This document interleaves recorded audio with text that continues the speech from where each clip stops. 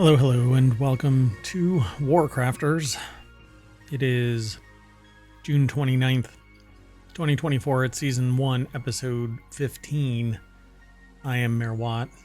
That is ohmTown right there, ohmTown.com. Go over and become a citizen. Today we're going to be talking about WoW, a surprise for whales. The best Mecha Customization game. ESO gives out free DLC. Mad with Minecraft Voxels, relaxing base building games, the best open worlds, upcoming Western Stardew Valley-esque. Not a real Stardew Valley, but anyway. Amazon Prime Gaming free games, and weird strategy games. And finally, seemingly endless adventures. Everything is powered by ohmTown.com. Go over and become a citizen, please. And then follow us here on twitch.tv/ohmTown and youtube.com/ohmTown. That would do wonders. Be sure to tell a friend. Like, subscribe, ring the bell. Stop by the Discord. Go over to the Patreon. Check out the TikTok. Bunch of stuff. See you on the other side of this.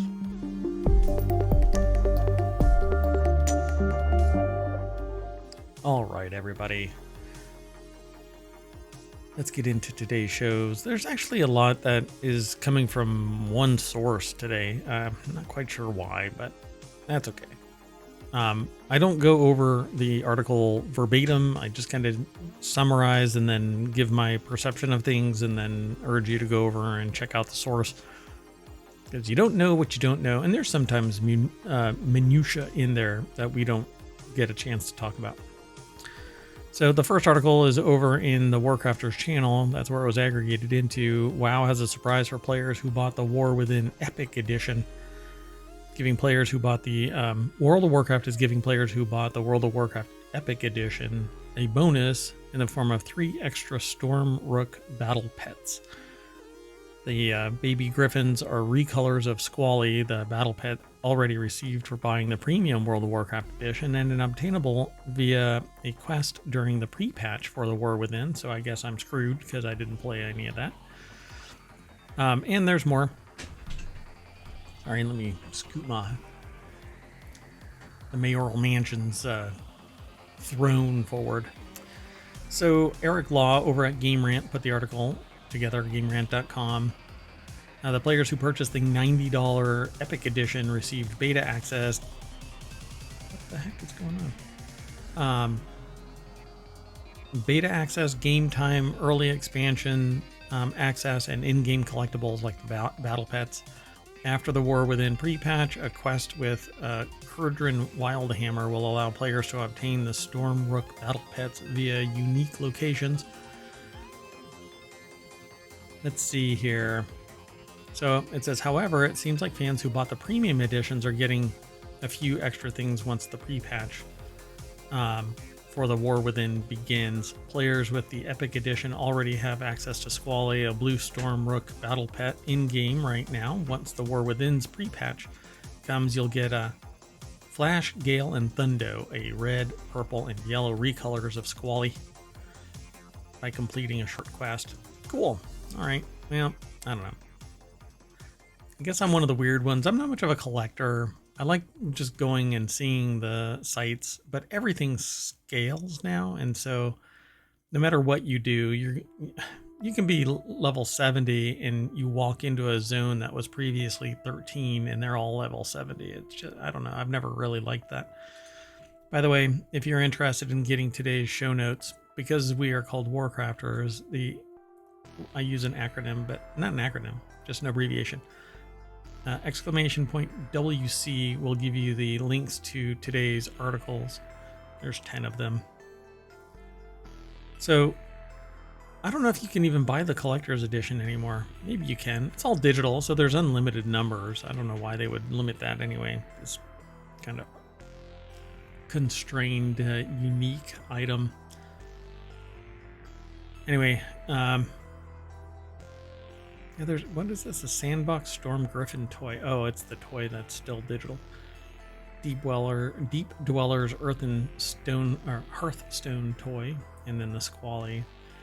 Yeah, that's all there really is to this article. But there's more, of course,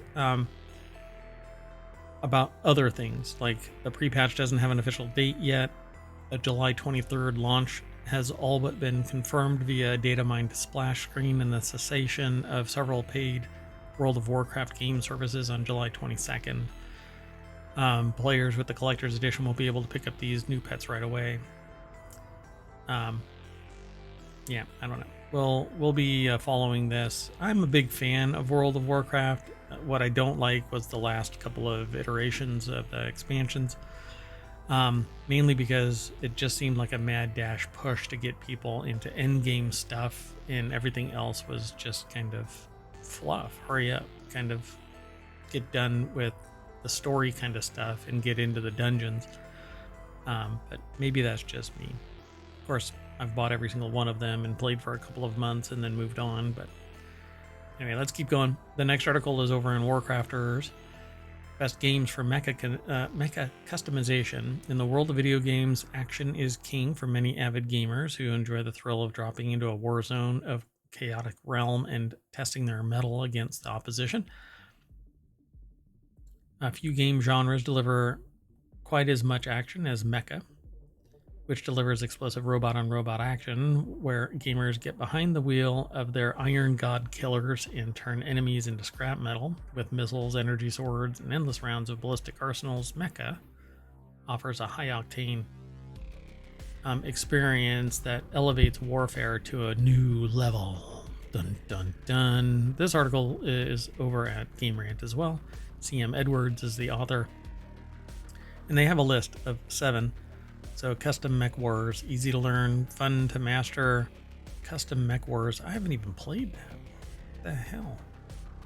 So fans of Earth Defense Force series and games similar to the franchise may already be aware of this entry. If not, they will surely enjoy Custom Mech Wars. Go check it out. Be sure to follow this link because they're talking in greater detail than I am. MAV, it says realism paired with high destructive potential.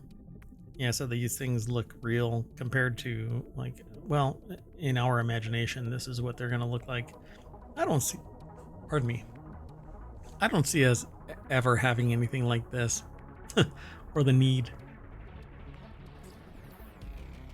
Tanks are about as badass as we're going to get, I think, in a battlefield, because now, I mean, we just drone things. Battletech, heavy detail in outfitting, the perfect design. Plus, there's a lot of history, world building around Battletech. There's a story there. Demon Ex Machina. High octane action with spirited customization. This starts leaning into the anime side of things with the character design, it looks. But it's on the Switch, so I think this will be fine. And it's Nintendo. It is from 2019, though, so. It says it ramps up the futuristic fantasy aspect of the mecha genre and turns heavily constructed machinery into marvels of science, able to travel at blinding speeds while dishing out waves of calamity-level destruction. Dun, dun. So mass builder, high level of detail, and over-the-top building. That came out in 2019 as well. It's on the PC. Dives face first into the fantasy aspect of mecha and takes on much of its inspiration from the Gundam franchise and anime like Breakblade. The game is set in a semi-utopian future where humanity has realized its full potential but has been attacked by beasts from the void. You mean the Uncanny Valley? That makes more sense when you look at other episodes of ohmTown Studio shows. We have 7 different podcasts, and each one of those is over on, not just, you can download them, the podcast, they're audible from anywhere, but the video is always over on YouTube because Twitch deletes after 60 days everything, which really sucks, but it is what it is. Bandai Namco put together Gundam Breaker 3. It says endless fun and creativity.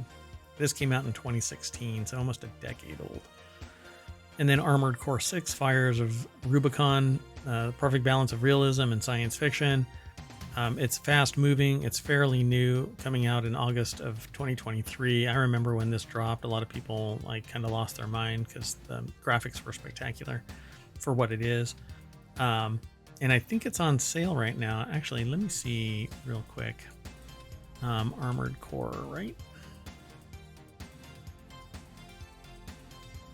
Is it on sale? Yeah, it's 30% off. It's normally a $60 game, but it's on sale for $41.99. The summer sale from Steam. Anyway, go and check this article out. There's more. I thought it'd be greater, like more in depth about stuff, but I guess not so much. Let's keep going though. The next article is over in WarCrafters. Elder Scrolls Online is giving out free DLC throughout July. It's confirmed that it'll be giving out a free piece of DLC throughout July as part of the game's ongoing 10-year anniversary celebration. ZeniMax Online Studios has already done a ton to celebrate Elder Scrolls Online turning 10 years old, and this is the latest gift to the player base. So players need to log in twice during the month to claim the DLC, which includes a new mechanical city, 10 zone quests, and more. The game also features additional login rewards, double XP days, and PvP events to celebrate its 10th anniversary. And the Elder Scrolls Online offers a free Clockwork City DLC as a login reward in July for its 10-year anniversary. So I'll be logging in. Yeah, so you don't have to pay a subscription anymore with Elder Scrolls Online. They stopped that a while back, but now you buy packages and you buy other things. That's what keeps it alive. But they're offering this free from July 2nd to July 31st. You can log in and you'll get various things. And that starts on the 2nd. So you can actually do a free recall starting July 1st all the way through July 15th or August 15th. And then other things kind of stack. So Chaos Ball Weekend, you earn bonuses and a PvP event, and then there's a in-person event at a tavern, an ESO tavern, and in-game bonuses on other days. July 18th through 23rd. July 29th is a free costume, all Alienware apparently, and then gain rewards and bonus AP from July 25th to August 6th. So it even extends into August. So cool. Great on them. It says the post was part of a wider update confirming everything coming to the Elder Scrolls Online throughout July. There are even more login rewards beyond Clockwork City, including Wild Hunt Crown crates and 50,000 gold. Other celebrations coming to the game include 6 days of double XP, several PvP events, etc., etc. Yeah, it's pretty cool. And if you don't want to spend a lot of money, then this is where you go. You don't have to spend a lot of money to enjoy yourself on Elder Scrolls Online. Just find some friends and go goof around. Let's keep going. The next article is over in WarCrafters as well. Mad with Power, researcher and Minecraft fan, creates a way to voxelize the whole world. A researcher has built a pipeline of tools to turn one of Google Maps 3D tiles into a world of voxels in Minecraft, with the result being a surprisingly good-looking and just deeply impressive process that spits out voxelized versions of the Earth. Created by graduate student Ryan Hardesty Lewis at Cornell Tech in New York, the voxel Earth technique spits out voxels that can be exported to Minecraft, a browser, or whatever it is that you want to see in voxelized Earth. Interesting. Oh, that is interesting. Oh, wow. So Jonathan Bolding over at PCGamer.com put the article together, and the deck statement says the technique turns Google's 3D photogrammetry into Minecraft blocks. That's really neat. See, the thing about Minecraft, I keep getting drawn back to Minecraft. Oh my god, I want to play on a world, a Minecraft world that is Earth, just flattened out. That's fine. I mean, although there's been talk for a while. I haven't talked to anybody about it for a while, but I keep hearing things from time to time about how Minecraft is actually not flat and square, because you actually dig down until you hit bedrock, and the bedrock is at a certain depth, and so you can actually kind of contextualize it to being at a slight angle. When you're digging down, you'll hit that, and so when you walk somewhere else, you're actually on a curve. I don't know. It's a fun argument, but obviously, to me, it seems like it's just a bunch of squares. They don't come to a point. You just don't notice it because it's a really big space, and you can't go beyond bedrock. I mean, you can, and you basically punch a hole into a void. But so it says here, the pipeline we developed starts with Google's high-resolution 3D tiles, which are then decomposed into voxels, assigned colors and textures, and exported, Lewis told SIGGRAPH. Quote, we use an algorithm to assign color and material properties based on the original photogrammetry data, which makes the world vastly more recognizable rather than being a little more than colorless blocks in a shape or town-like shapes. If it is like what I just saw, which is that picture right here, this looks like a blast.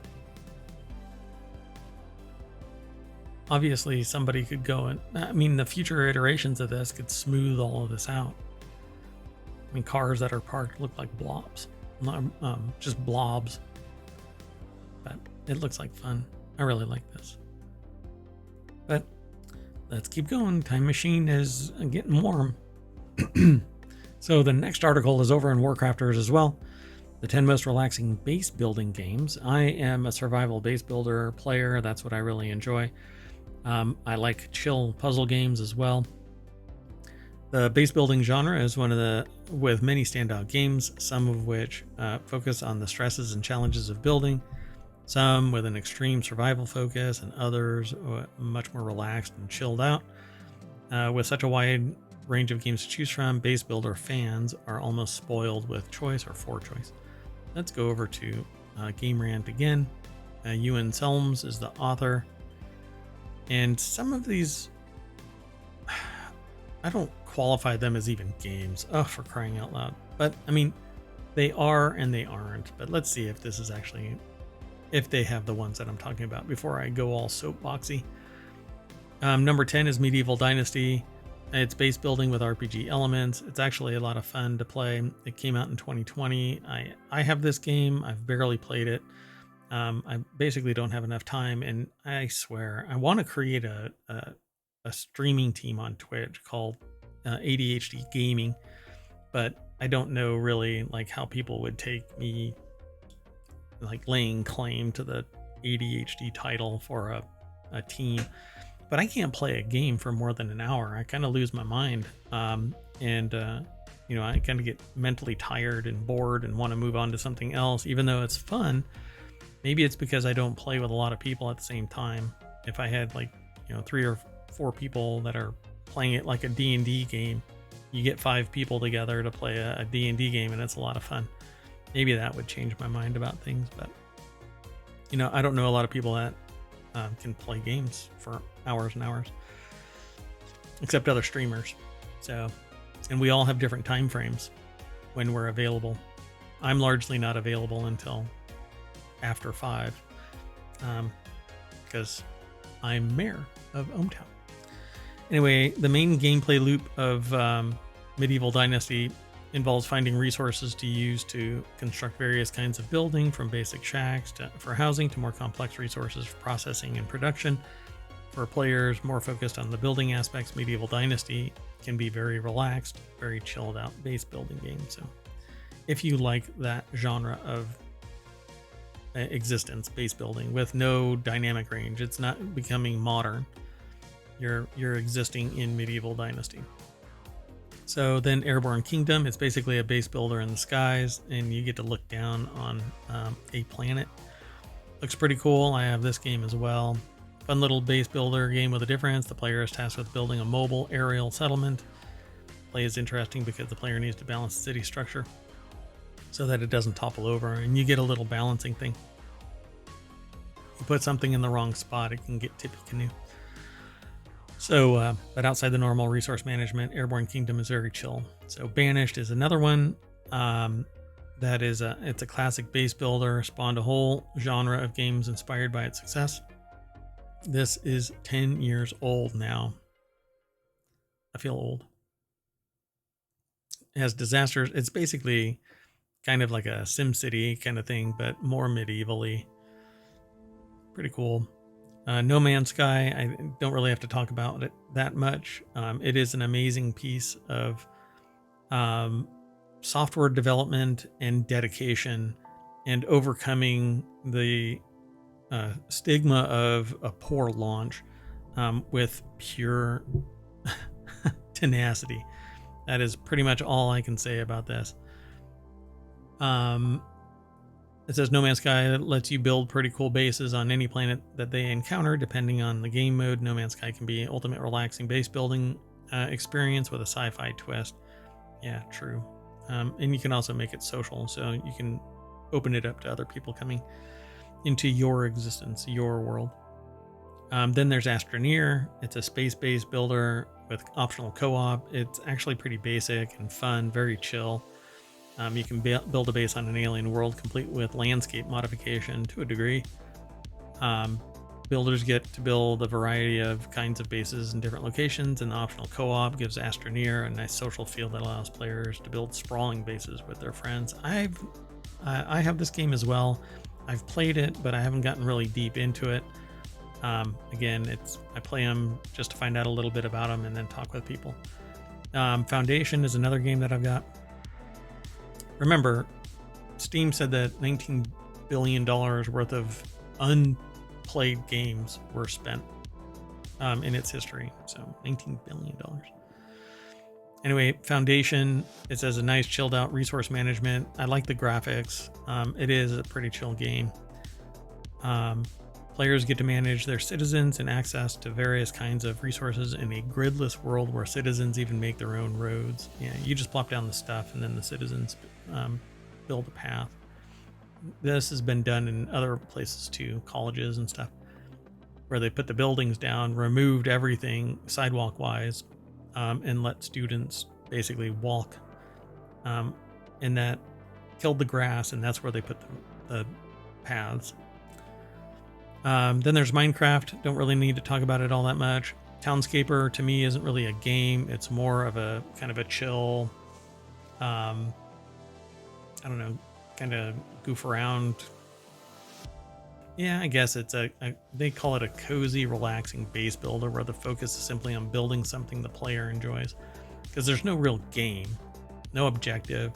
Dwarf Romantic actually is great too. You place down these hexagons and build as big a map as possible. You build with these tiles, and there's various constraints. It's a lot of fun. And then Islanders. And I don't know if I got this and returned it or what. It says the entire conceit of Islanders is that it's a minimalist city builder game set wholly on visually appealing, colorful islands. The minimalist approach to Islanders gives it very low stress, cozy vibe. And it's designed with replayability in mind, according to the article. Pretty cool. Again, like always, there's minutia in here that you should go and check out by following the link through ohmTown. I'm going to move on to the next article, and that's over in the WarCrafters channel again, the best open world crime games. I'm just going to run through these real quick. Michael Llewellyn over at Game Rant put the article together. There's 15 of them. So LA Noire, Assassin's Creed Syndicate, Yakuza 0, Red Dead Redemption 2. I feel like we've talked about this before, open world stuff. Maybe they've updated it. True Crime Streets of LA, Scarface, The World Is Yours, The Godfather, Grand Theft Auto Vice City, The Getaway, Mafia 2, Cyberpunk 2077, Mafia the Definitive Edition. Number 3 is Grand Theft Auto 5. Number 2 is Sleeping Dogs.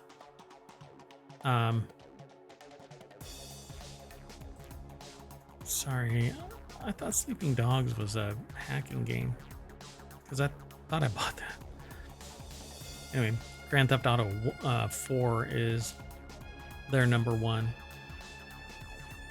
A lot of these are like, well, they're all game, first person, second person, over the shoulder kind of games. I think the best one on here is probably Cyberpunk 2077. It's the most modern, I'd say. Let me keep going though. The next article is over in WarCrafters. Upcoming game is like a Western version of Stardew Valley. I didn't even know about this. An upcoming game available for wish listing on Steam is Cattle Country. Looks like it will have a lot of appeal for fans of popular farming and life sim Stardew Valley. Stardew Valley gives players a number of ways to make money around the farm. In Cattle Country, looks like it will harness a similar energy, but with more of a Wild West theme. Matthew Schomer over at GameRant.com put this article together.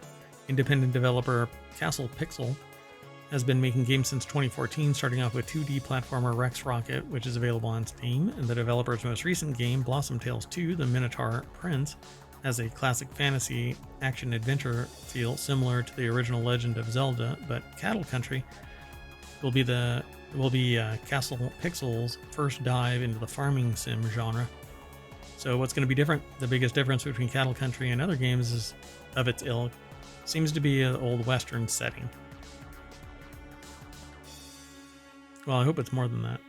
So there needs to be a good story, and there needs to be fishing, and there needs to be a lot of farming and a huge diversity therein. Looks like you're going to be able to do like outlaws, bandits, and you're the sheriff or something. I don't know. I might like this, considering I'm mayor of a town already. They also say here a similar video on the game's Steam page shows off some other scenes, some of them much more action-filled, like an Old West shootout between locals and a band of bandana-clad bandits, as well as what appears to be a bare-knuckle brawl set in some sort of ramshackle arena. It says it'll incorporate mining. While the game will incorporate mining, it presents it as a 2D format, much like Terraria. What? Okay, this has me sold. Yeah, I like this. All right, Cattle Country, here we come. Hold on. I am going to follow this one live. Add it to my wish list. Done. Oh, but it's to be announced, so who knows when it'll actually show up. Players will be able to establish friendships with villagers like Stardew Valley. Cozy cowboy adventure life sim is what it's being described as. Yeah, pretty cool. Yeah, I hope it comes earlier. I hope it's right around the corner. I would like to play it while I'm doing my summer of stream. Let's go on to the next article. It's over in WarCrafters. Amazon Prime Gaming free games for Prime Day revealed. Let's go straight on over to GameRant.com. Pam K. Ferdinand is the author. And they have this big list. And I'll just recommend you go over and check it all out. They've got Card Shark and Forager, Call of Juarez, The Invisible Hand, Deceive Incorporated, TMNT Shredder's Revenge, the Sith Lords from Knights of the Old Republic 2, and Alex Kidd in Miracle World DX, and others. They end up talking about more of it, but Amazon Prime Gaming free games June 24th to July 16th. Again, this is a weekly show, so we're a little late on the immediate update, but you still have time to get them. So the next article is over in WarCrafters, 10 weirdest strategy games of all time. And this one, it's actually a video, so I won't play it real time. I'll just urge you to go over and check it out. While some players might think that most strategy games play in a similar way, there are still quite a few games that take a less common approach, offering a unique twist on the strategy genre. Yeah, they have a video. Harry Ted Springs and Bilal Ahmad, Kakati.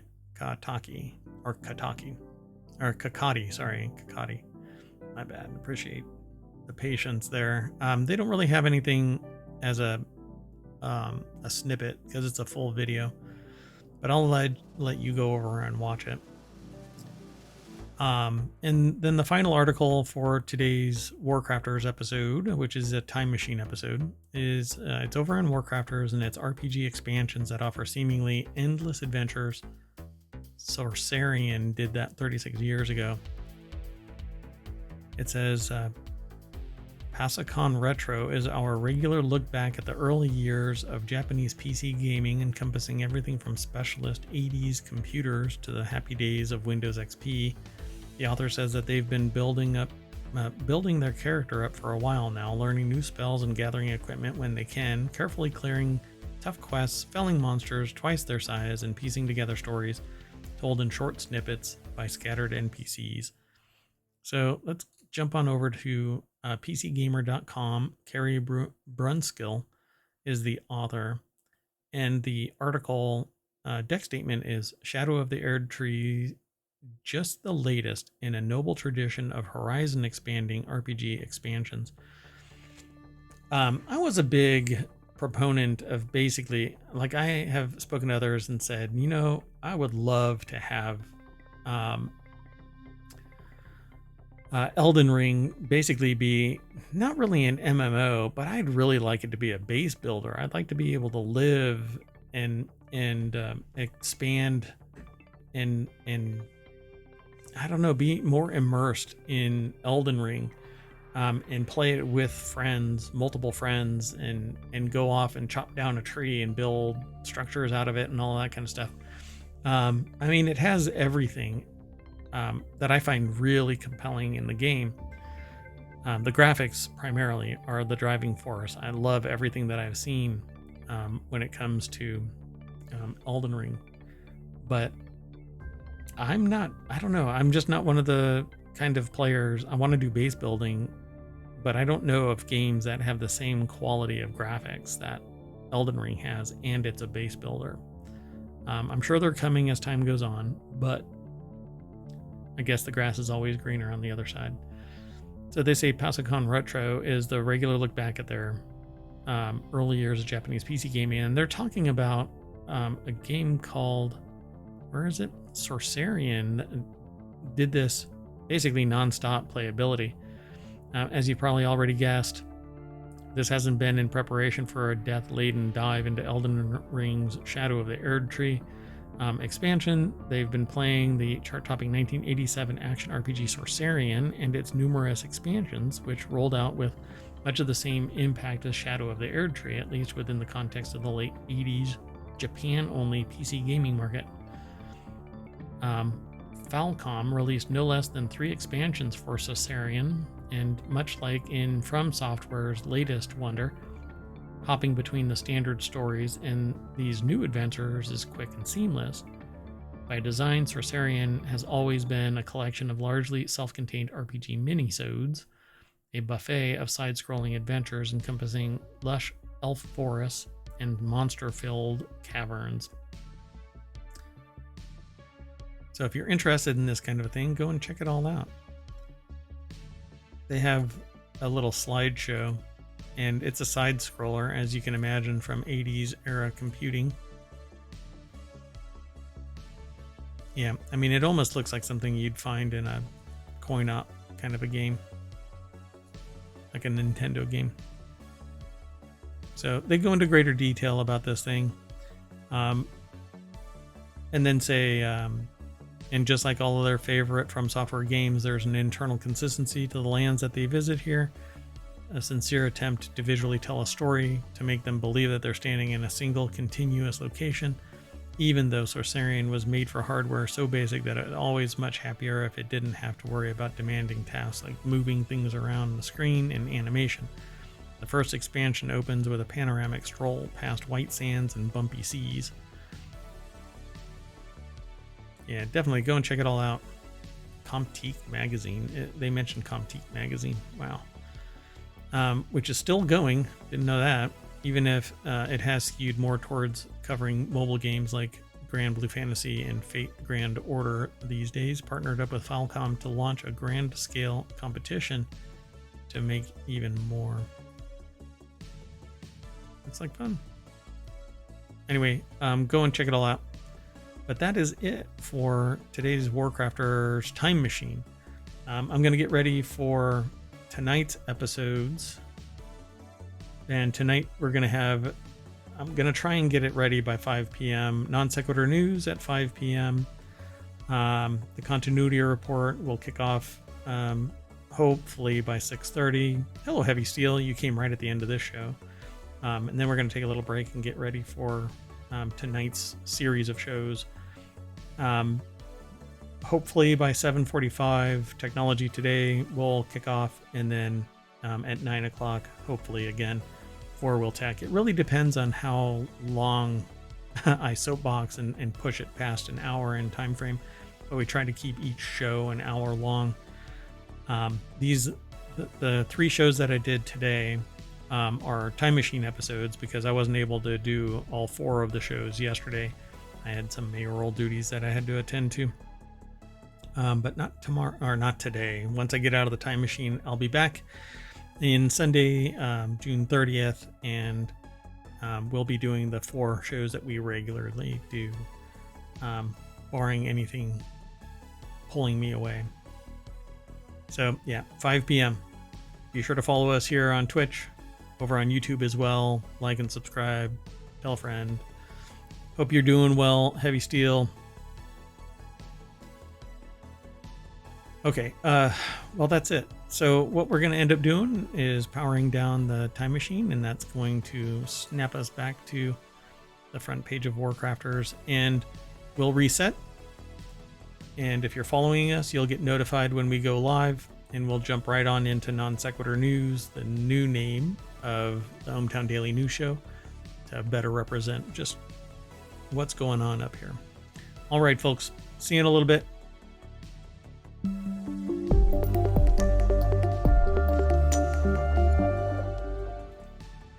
Bye-bye.